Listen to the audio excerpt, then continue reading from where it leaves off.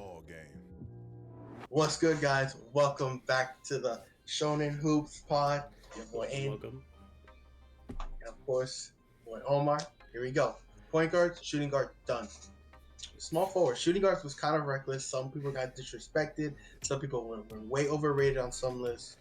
I mean, Yeah. yeah. Everybody has their opinions. Hopefully, you guys have been commenting on yours. You guys saw the video. If you haven't seen it, we're gonna put it at the end so you can see our whole arguments. But funny enough, in case you didn't know, we're so far 2 for 20 on the amount on like having players in the same position. I was surprised that we didn't have one player in point guards in the same position. I have a feeling we're not gonna have many here, but ready? Okay, yeah, I think we'll get one. I think at least one. All right, you want to start us off? Our normal ones should be the same. If they're not the same, there's gonna be a problem. Okay, fair. All right. At 10, who do you got? At number 10. So like I said last video. Here we go. I had put Desmond Bain, but he's not a small forward, so I removed him, and in his place I have put Chris Middleton. Chris Middleton did not make my list. Okay.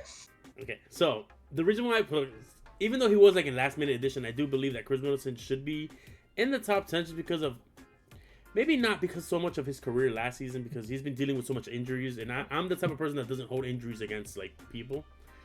But I think he's being more. I feel like as the season go on, and now that they have Damian Lillard, his kind of value is going a lot less. Where it's like he's the third option now. He's no longer the spot shooter, and I feel like he was a lot better. Obviously, injuries go for everybody, but even without the injuries when he was back, I feel like he's just not as important as he was during their championship run, and that's just how I've seen it. But I still think he deserves to be in the top 10 because of the work that he puts in when he is at least healthy, which might not be a whole bunch of points, but he's still a dangerous shooter, and that's why I have him as my small forward. Okay. So Who's your 10th? Chris Middleton. No, he's remember, we don't, just in case you don't know, we don't talk about no honorable mentions. We don't explain why they're not on our list. You don't put him on your list. He's on your list. If you don't put him on your list, you can't defend him because you think he's shit. That's not what I'm saying, but at the same time, availability matters. He was great in last year's playoffs. He was great, but how often do we see him? That's all I'm gonna say. Yeah, I don't hold injuries against players like you do. I don't either, but at the same time, if we're projecting, we don't know how healthy they're gonna be. Fair point. And we'll get to that when a certain player shows up a little bit later. Yeah. All right. So number 10. But for now, at 10, OG Anunoby. OG Anunoby didn't make my list. You see, it's fine. He's an elite defender in this league. He has improved as a shooter, and he's gonna be the perfect piece for this New York team. Someone that doesn't need the ball, but all because your role player does not mean anything that's bad. You saw how much the Knicks paid him to stay. He's gonna be a very important piece for this Knicks team on both ends of the floor. Someone that could be a secondary creator and attacking the closeout. OG Anunoby fits that mold perfectly. Somewhat of a Mikal Bridges, someone who can shoot the ball, defend, take someone off the dribble off the closeout, make secondary plays, and just attack opposing defenses and be consistent. But that's where I have OG Anunoby to start off this list. Okay, that's fair. I don't have him on my list, so I can't. I'm not gonna say nothing about him. At number 9, who do you got? Kawhi Leonard. Okay, that's fine. Because explain yourself. Availability matters. Yeah. Okay. What can I say? Kawhi Leonard, I can never trust Kawhi to play, and that's crazy. And it's unfortunate. It's very unfortunate. When he's healthy, he's a top 3 small forward in this game. He is. He's arguably a top 10 player. But he's not. I can't count on him to be healthy.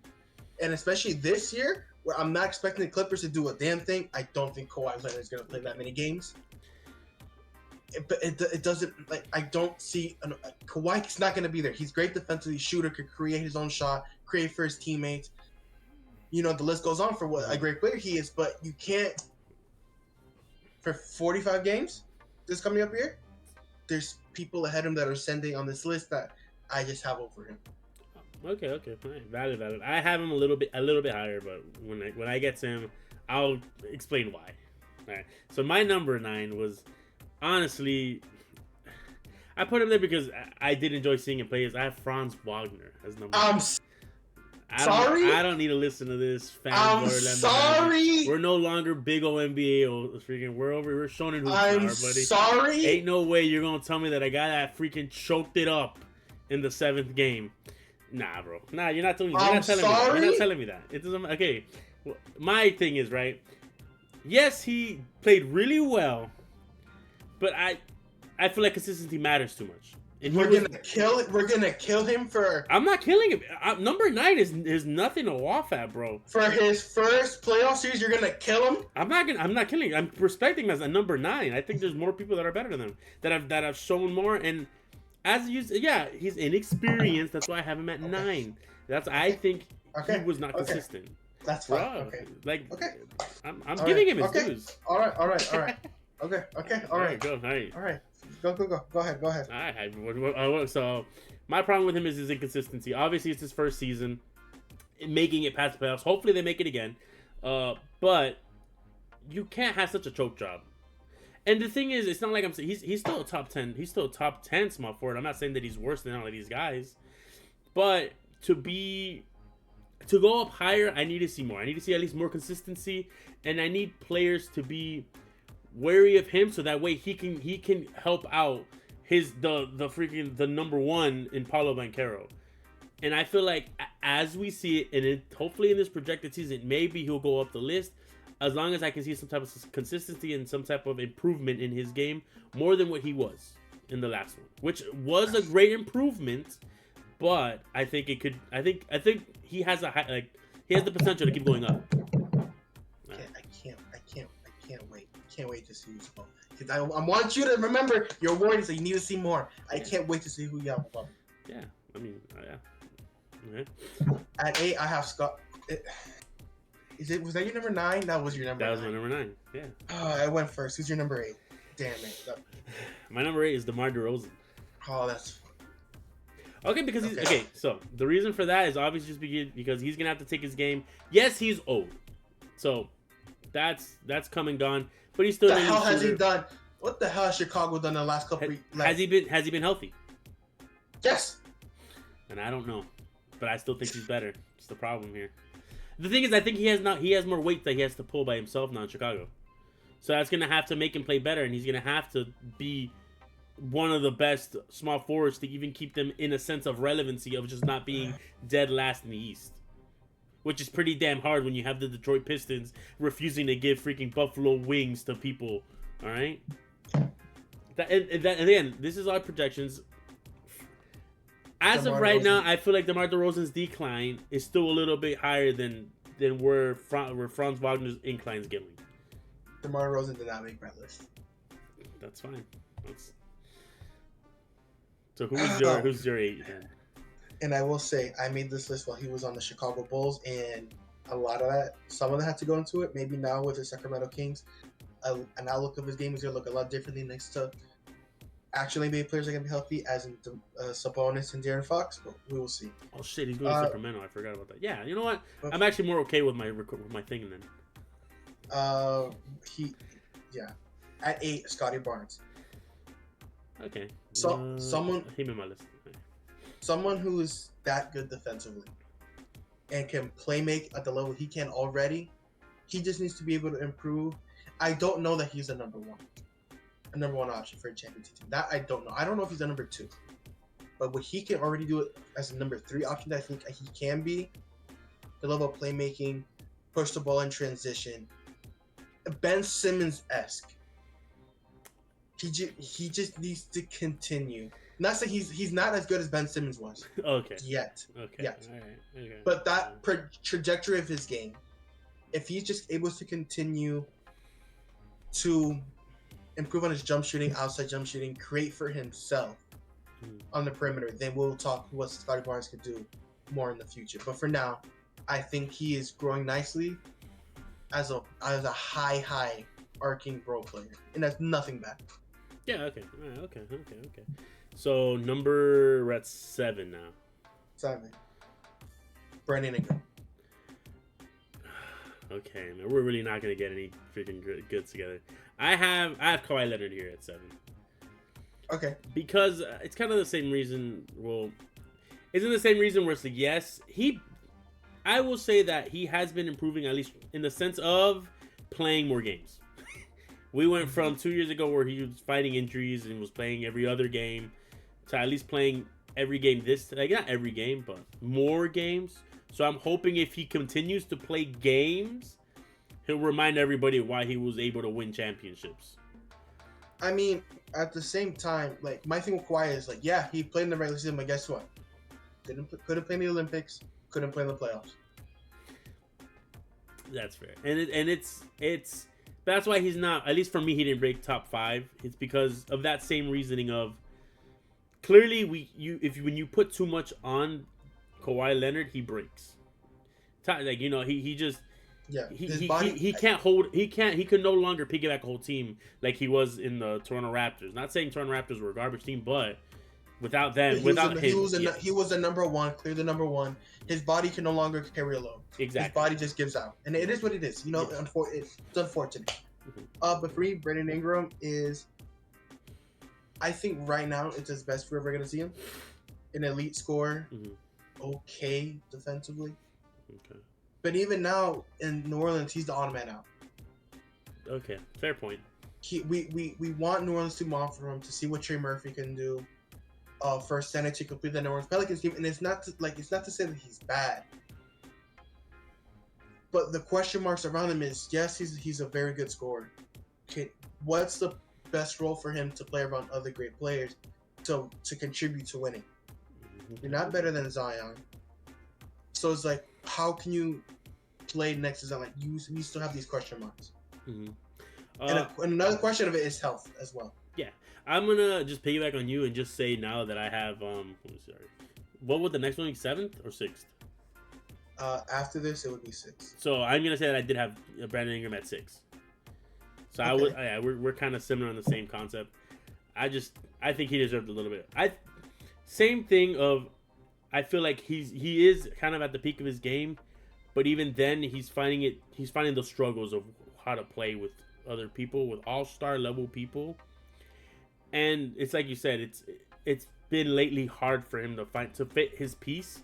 And I don't know if that means that he has to go to a team and kind of be the main guy there, or what's entailing for him in the projected future. Because most likely there's going to be some type of trade in this coming season, and it might completely either make him explode to an even further that he can get to level, or it can just be that he plateaus. And that's something that we're going to have to look forward to during this next season coming. Ooh. And for at 6 is where I have Jimmy Butler. That's crazy, but yeah, I mean, explain. What I get from Jimmy Butler and during playoff time, yes, we talk about top 5, top 4. Games 1 through 82. Damn it, I don't see enough. And he's the one player. He is the one player that, like, you thrust into, like, this top category of players when the regular season doesn't matter. As if it doesn't matter. His lack of, like, insertion is the reason that Miami Heat are continues to be in the 8th seed. Okay. Now, maybe we see a different version of Jimmy Butler, contract year. Still wants to get at least one more payday. We'll see what version of Jimmy Butler we get this year, but what I've seen the last couple of years, I expect to see again nonchalance through 1 through 82. The Heat make the 8th seed, get bounced in the first round, but Jimmy Butler looks really good in the first round. He was injured though, but he didn't play last playoffs. So yes, you're right. But the year before that, finals. No. Yes. No. Yes. Fool! What are you talking? You don't even know what you're talking about here, bro. No, you're right. Come on. Yeah. But point still stands. 8th seed, because you really didn't care throughout the regular season. You turned it on playoff time. Point still stands. Point still stands, but he got injured, so. And he got injured towards the end of the year, and they were still the 8th seed. Yeah, he got injured in the play-in game. Yeah. So we couldn't see. Okay, I understand. It's fine. I understand. It's fine. I will agree with you that he is complacent in the playoff. I mean the regular season. But there's also a lot of injuries in the Heat, and that's a whole other thing. Heat culture, baby. Hey, man, Number 5, go ahead. Number 5, I have Lauri Markkanen. Lauri Markkanen. He is a small forward. I looked it up before. Nah. Have it in the power forward slot, but sure. Okay. All right. That's fair. Well, when I looked it up, it's 7 footer. It is what it is. Yeah. Utah's being Utah. Yeah, it's Google. I don't know. I kind of like his game. I like that Utah. I don't know what they're doing over there, but they're figuring stuff out as slowly as they can with all these pieces that they have. But Lauri Markkanen is a shoot. Like, how do I? Lauri Markkanen. Please say that. I'm not gonna say it right. Markkanen? What? Markkanen. Say his name right if you have him this high. Markkanen. I spelled his name wrong. It's Markkanen? There you go. Whatever, bro. Lauri. That guy, he's a cool shooter. That's kind of as high as I have him because I don't remember anything else. And everybody else they don't look as good as I have him. Lauri Markkanen, yeah. Just give him some praise. Great shooter. Especially for his size. I don't know what the ceiling for him is. All-star level player. Great for his own. He improved a lot since leaving Chicago. Yeah, great player. That's why I have a 5. But he didn't make my pot for this anyways. Okay. Number 5 is where I have Franz Wagner. Alright, sure, bro. Last year, in every category except his 3-point shooting percentage, he had a down year. Everything was up. Points, field goal percentage, rebounds, assists, turnover rate. Everything was up. But he has one bad playoff game. And it's recency bias, and it's okay. Yeah. It's okay. It's okay. But he's going to average 20-plus points per game, continue being the number 2. His ability to play off the ball is something I love. Him and Paul George have that skill that doesn't have to need the ball in his hands to be effective at the wing position. Able to cut. Hopefully, if he's able to get back to league average, because his first 2 years he was able to shoot. I don't know what happened last year. Yeah. But his first 2 years, he shot 36% from 3. Last year, it dropped. Hopefully, we see a bounce back here. I expect a bounce back here, and there's no reason why he wouldn't end up being at okay. I mean, yeah. I don't know what to say. I can't wait for the Los Angeles Lakers to acquire him. It's gonna be great. That's crazy. You're right. Sorry, it's Paolo Banchero. Number 4. Number 4. Actually, I have Scotty Barnes in number 4 actually, because he. Why? Okay, so I have him as number 4 because he, as of right now, I know you were saying earlier that you don't see him as the number 1 or 2 option, which I don't see because I see that he plays really well. He did get injured though throughout the season, which I think which is what I feel like hinders the view, because I think he got injured just as RJ Barrett and who's the other one that joined? Quickly. And Emmanuel quickly kind of like got into the Raptors. So I feel like people forget him, but he's a big man that can go. That I have not seen him do anything wrong, and I can see his future be a lot brighter just because of how quick he is and how big he is, and he kind of has like in a sense of. I haven't seen too much of his games, I will say, but the hopes that the Toronto Raptors have on him have to be put into the factor of they want him to be the guy they want him to be the number 1. All that's projected for him and all that he needs to do is answer that call. And now that he has an Emmanuel Quickly and an RJ Barrett, I feel like it's going to make that easier for him to maybe he doesn't have to have the ball all the time, but it'll help him out get to a level that he wasn't at before. And that's why I have him at 5. Or 5? Yeah, 5.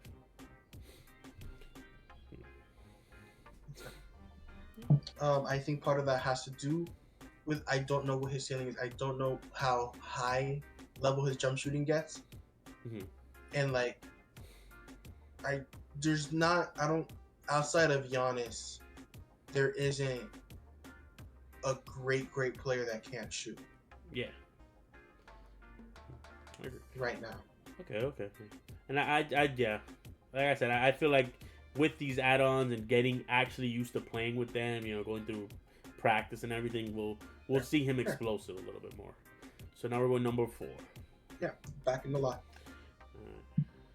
I think me and you might have the same number 4. We should. I don't think so. Go ahead. Who do you have? No, I went. Oh, did I go or did you go? All right. You finished, so I started. All right, so I got Jaylen Brown.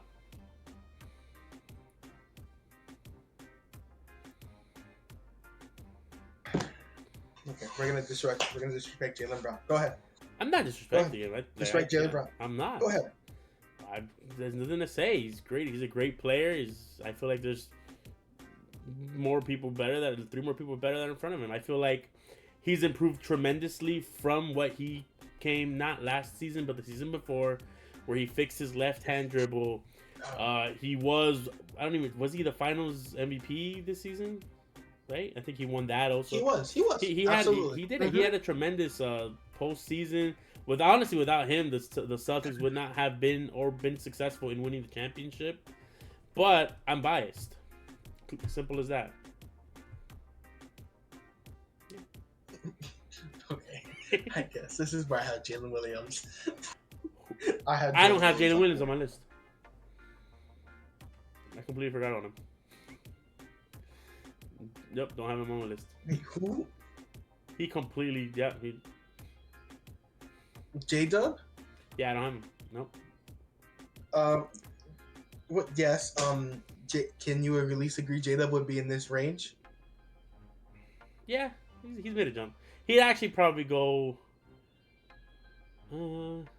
He is the second option right now behind SGA. Yeah, that's what I'm saying. Yeah, I agree clutch, with you. Clutch shots off the dribble, managed to screens beautifully. How did I forget about that? Man, that's crazy. Great play, great. Second option for SGA. I think as of right now, he's still better than Chet. He's been great. Who do you have? Because that means someone on your small forward list is in a small forward. Because number 3 is where I have Jaylen Brown. No, I had my thought because I thought you had Jalen Williams over Jaylen Brown. I have Jaylen Brown at 3. Who's your number 3? I had Jimmy Butler. Who's a small forward? That's crazy word, actually. Oh yeah. Go ahead. Tell me what Jimmy Butler. Because I feel like when because I feel like when he does turn it on, he can become as you even said it. When he wants to turn it on, he can be the greatest player in a series. And now, give and take, we are talking about the projected series. Sadly, we're not talking about just the 16 games. But I feel like injuries have always plagued lately the Heat. Whether it be, I feel like the second we get someone healed, for some reason someone else is gone. That's not relevant to this. But Jimmy Butler has improved his 3-point shooting. He can shoot from the mid-range, no problem. He can post up with no issue. Don't give me those crazy eyes acting when he wants to shoot it, he'll shoot it. His problem, it's such a big problem, is that he does not want to be the shooter. He likes to be the one that jumps inside and then passes it out to shoot a 3, and the people that are shooting 3s can't make a damn 3. But for a small forward, sadly to say, in any other team, I feel like he would have won a championship, but for some reason the Heat do not want to figure out and solve the damn problem of finding us a point guard and getting this man help, getting Bam help. They fell in love with Tyler Hero and some undrafted rookies, and that's why we're stuck in this hell of being playing teams. But in any other team, he would have taken over, and it'd be a different story. That's why I have him as 3. Yeah, that's fine. But when so just in this ideal world that Miami sweeps to the playoffs, so you only played 98 games, he's only really turning it on for 16% of the year, and I can't have someone in my top 5 that's like that. Okay, that's fair. That's a fair point. Because there's a difference between playing Boston, Philly in the first round, than getting to play like Toronto in the first round. I don't know what you're talking about. Like if he shows up throughout the regular season more, Miami is able to avoid playing the top of the crop in the first round every year, and especially now because Pat Riley hasn't done you any favors. No, yeah, that the Heat they're irrelevant right now. So, but as a player, I think that this might be the last good year he has. and I think this is where his peak's gonna be, because it's gonna be the year where he wants to get money, because clearly, like you said, in the regular season it seems like he doesn't care, and that is transitioning to not getting a championship. So hopefully this year is the year he decides that he wants it, or he wants money. He wants to remind people that he's still pretty good. So I feel like this is gonna be the last year where he shows some peak. And I love Jimmy Butler. I love his personality. I love everything that is Jimmy Butler. I just wish he had a more well-built team, like at least a point guard would help. But but I'm not like Reagan. We're talking about players, so I'm not gonna fault the player for the team or the organization. That's fair. So I need you to keep the same energy with what you had Booker with, because I have Durant at 2. I had Durant as a power forward. You have Durant as a power forward? Yeah. Okay. So sorry, real good. So in case you guys were wondering, we really don't talk about at all what players we have in our list until we film on this camera, just for you guys to know. So this is 100% genuine stuff from us. Yeah, this is what we wanted. Yeah. Because we wanted a complete surprise. But yes, Durant, I expected Royce O'Neal to play for. I don't know the starting 5, whether or not Bradley Beal is coming off the bench. If Tyus Jones is starting, I'm assuming if Tyus Jones is not starting, it would be Beal, Booker, Durant, Royce, Nurkic. But we will see. Durant, elite scorer, can't be stopped, 7-footer that can pull up from 30, handle, post game, can get to the free throw line, solid defender still at this age, has nothing left to prove. Yeah, no, I completely agree. So, Paul George. Okay. I have Paul George at power forward. Okay, so we have 2 play. Okay, that's fair. And then, I was wondering too. I was wondering if you were gonna put him, or where you were gonna put him as. I looked it up, and Kelly Oubre was the projector starting 3. Oh, okay, that's fair. But Paul George, what can you say about him? He is the player that has so much yet so little to prove, in the sense of he just needs the ring. I feel like winning the ring is the only thing that's left in his career that would set him apart and really define him as one of the greats. Perhaps not on a KD level or that, but he's a perfect shooter. Everybody and their mother wanted Paul George on their team, and I feel like I'm really trying not to take shots, but we also know that hopefully Philadelphia can stay healthy, and this should be a really interesting season for them. But if they can't, then it might be a failed attempt, and that's, again, I can't blame the health of the other players on one player, on Paul George. But yeah, I completely talk on Paul George, because I'm gonna talk about Paul George again on a later episode. But Paul George is essentially the perfect player you want in this league. Can defend at a high level, create his own shot, create for others, shoot the 3, mid range, get to the basket, free throw line, post, can play off the ball, is unselfish, willing to play behind others. And unfortunately, since leaving OKC, has been plagued with injuries, whether it be his own injuries or injuries to, and that's the only reason the Los Angeles Clippers were such a failure, was because the injuries that Kawhi Leonard or Paul George were suffering. And now Paul George is putting in that risk again, dealing with Joel Embiid, and we'll see how that plays out. Yep. So that I'm assuming then, I'm praying we have the same number 1, because it's really.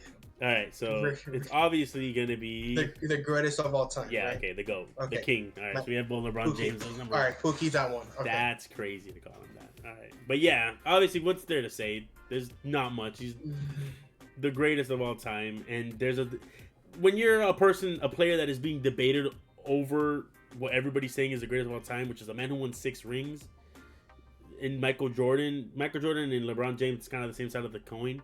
You just flip it and you see which one you want, because in the end, you put LeBron James in any damn team, it doesn't matter where, they are now championship contenders. Yeah, he is the singular reason the Los Angeles Lakers, regardless how bad they are, year in year out, are still, they could be the dark horse to come out of the West. LeBron James plays the game the right way. His leadership style is very unique. He at age 40 is beyond bonkers. he's still playing at this high of a level. Yeah, just alone, like it's even just being a player, but also just the personal achievements he has. Is when have you ever seen a father and a son play on the same team? And he's still like, and there's no way that he's still like a top 3 player in this league at 40.